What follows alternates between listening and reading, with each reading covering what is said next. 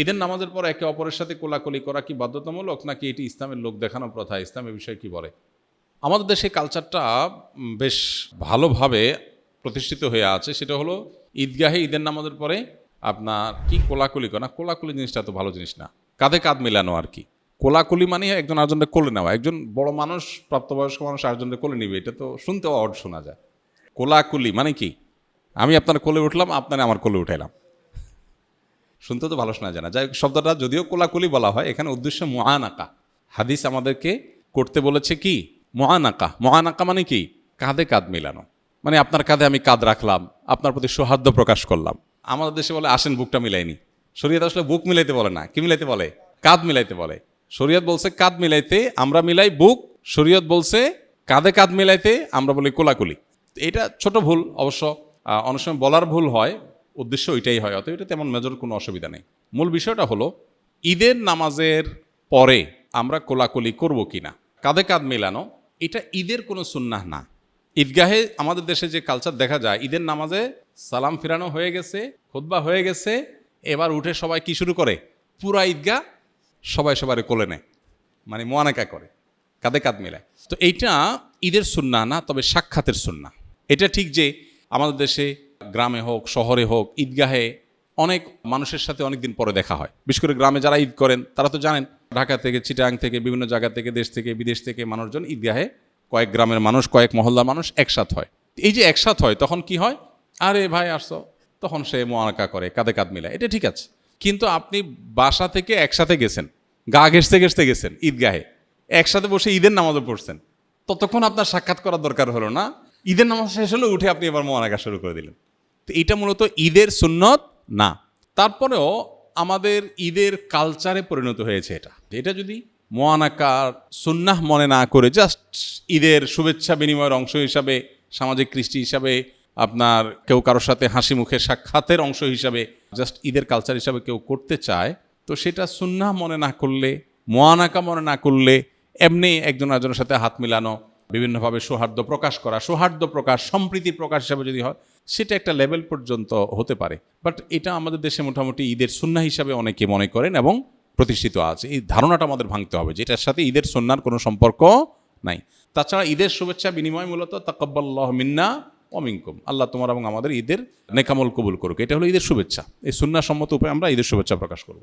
ঈদের দিন সকালে কি কবর জিয়ারত করা সুন্নাত, নাকি অন্য যে কোনো দিন জিয়ারত করা ভালো? কবর জিয়ারত 12 মাসের আমল। কবর জিয়ারতের কোনো নিষিদ্ধ সময় নেই, আবার কবর জিয়ারতের বিশেষ করে নির্দেশিত দিনও নাই যে অমুক দিন কবর জিয়ারত করা সুন্নত, এরকম কোনো দিন নাই। নিজের মৃত আত্মীয় স্বজনের কবর জিয়ারত করা, যে কোনো মুসলমানের কবর জিয়ারত করা, এটা সবসময় ভালো কাজ। নবী সাল্লাল্লাহু আলাইহি ওয়াসাল্লাম বলেছেন, নাহাইতুকুম আন জিয়ারাতিল কুবুর ফাজুরুহাল আন ফাইন্নাহা তুযাক্কিরুকুমুল আখিরাহ। তোমাদেরকে একসময় আমি কবর জিয়ারত করতে নিষেধ করেছিলাম, এখন কবর জিয়ারত করতে পারো, কারণ সেটা তোমাদের আখিরাতকে স্মরণ করিয়ে দেয়। তো এই জন্য আপনি ঈদের দিনে কবর জিয়ারত করতে পারেন, অন্য দিনও করতে পারেন, কিন্তু শুধু ঈদের দিনই কবর জিয়ারত করা সুন্নাহ মনে করা, বা ঈদের দিনকে ঈদের দিনের আমল হিসাবে কবর জিয়ারত করাকে মনে করা, এটা ভুল। অবশ্য অন্য কোনো সময় স্মরণ হয় না বা অন্য সময় সুযোগ হয় না, ঈদের দিন বাবার কথা, মায়ের কথা, মৃত আত্মীয়স্বজনের কথা মনে হয়েছে, তাই আপনি ঈদগাহে গিয়েছেন, ওকে, ভালো, কোনো অসুবিধা নেই। কিন্তু এটাকে ঈদের দিনের আমল হিসাবে ধার্য করা উচিত হবে না। ঈদের নামাজ না পড়ে কি সেমাই বা মিষ্টিমুখ করা যাবে? সকালে না খেয়ে ঈদগাহে যাওয়া কি সুন্নাহর পরিপন্থী কিনা? ঈদ উল ফিতরের সুন্নত হলো কিছু খেয়ে ঈদগাহে যাওয়া, খেজুর খাওয়া, মিষ্টি জাতীয় কিছু খাওয়া। অতএব সেমাই চিনি খেয়ে, সেমাই খেয়ে, মিষ্টি কিছু জাতীয় কিছু খেয়ে, খেজুর খেয়ে তারপরে ঈদগাহে যাবেন, এটাই হলো ঈদ উল ফিতরের সুন্নাহ। ঈদ উল আজহাতে উল্টা, ঈদ উল আজহাতে না খেয়ে যেতে হবে এবং ঈদের পর কোরবানির গোশত দিয়ে প্রথম খাবার গ্রহণ করাটা হলো মুস্তাহাব। আর এই ঈদে অর্থাৎ ঈদ উল ফিতরে হলো কিছু খেয়ে তারপর ঈদগাহে যাওয়াটা সুন্নাহ। আমরা আসুন্নাহ ফাউন্ডেশন থেকে প্রতি বছর আলহামদুলিল্লাহ ঈদের জামাতের ব্যবস্থা করি। মাঠে, উন্মুক্ত মাঠে ঈদের নামাজ পড়া সুন্নত, মসজিদে ঈদের নামাজ পড়া সুন্নত না। বাংলাদেশে হয়তো এত মাঠ পাওয়া কঠিন, সেজন্য মসজিদে হয়, নিরুপায় হলে সেটা ঠিক আছে, কিন্তু অনেক জায়গায় মাঠ আছে, এরপরেও মসজিদে নামাজ পড়া হয়। তো মাঠে নামাজ পড়া সুন্নাহ এবং এই সুন্নাহটা আমাদের জিন্দা করা দরকার। ঈদের সৌন্দর্য, ইসলামের সৌন্দর্য পূর্ণতা পায় মাঠে নামাজের মাধ্যমে। অতএব সেই ব্যবস্থাটা আমাদের করতে হবে। আমরা আলহামদুলিল্লাহ এই যে ইউনাইটেড ইউনিভার্সিটির পেছনে যে স্বদেশ প্রপার্টিজ, এটার মধ্যে আসুন্নাহ ফাউন্ডেশনের যে মসজিদ কমপ্লেক্স, এর সাথেই আমাদের বিশাল বড় ঈদগাহ মাঠ, আলহামদুলিল্লাহ সেখানে আমরা ঈদের নামাজ প্রতি বছর আদায় করি। এবং আমরা আমাদের যে ঈদগাহ, সেখানে বেশ কিছু ভেরিয়েশন আমরা রাখি। গত বছর আমরা 10,000 প্যাকেট 3 পিস করে খেজুর সবাইকে দিয়েছি এবং 10,000টা ফিরনি, ছোট ছোট বক্স ফিরনি মিষ্টি, এটা আমরা সবাইকে দিয়েছি, 1 বোতল করে পানি দিয়েছি।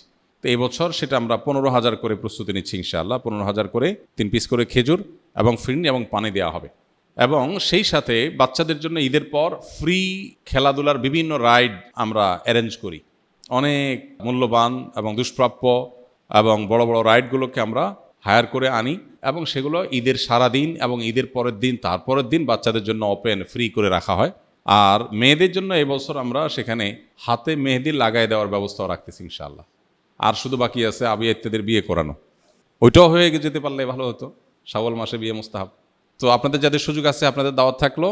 আর আমাদের ওখানে ফাউন্ডেশনের ওখানে মসজিদে জামাত হবে ইনশাআল্লাহ 7:30-এ, এখানেও 7:30-এ জামাত হবে ইনশাআল্লাহ, মসজিদেও 7:30-এ, বসুন্ধরা থেকে জানা দিচ্ছে 7:30 আমাদের এখানে সময় ইনশাআল্লাহ। ঈদের দিন একটু মিষ্টিমুখ করে যাওয়া সুন্নাত, সেটা বলতে গিয়ে বললাম, কেউ যদি আমাদের ওখানে ঈদের নামাজ পড়েন বাসাতে মিষ্টিমুখ নাও করেন, আমরা ইনশাআল্লাহ আপনাকে মিষ্টিমুখ করাবো ইনশাআল্লাহ। আসুন্নাহ ফাউন্ডেশন, উম্মার স্বার্থে সুন্নাহর সাথে।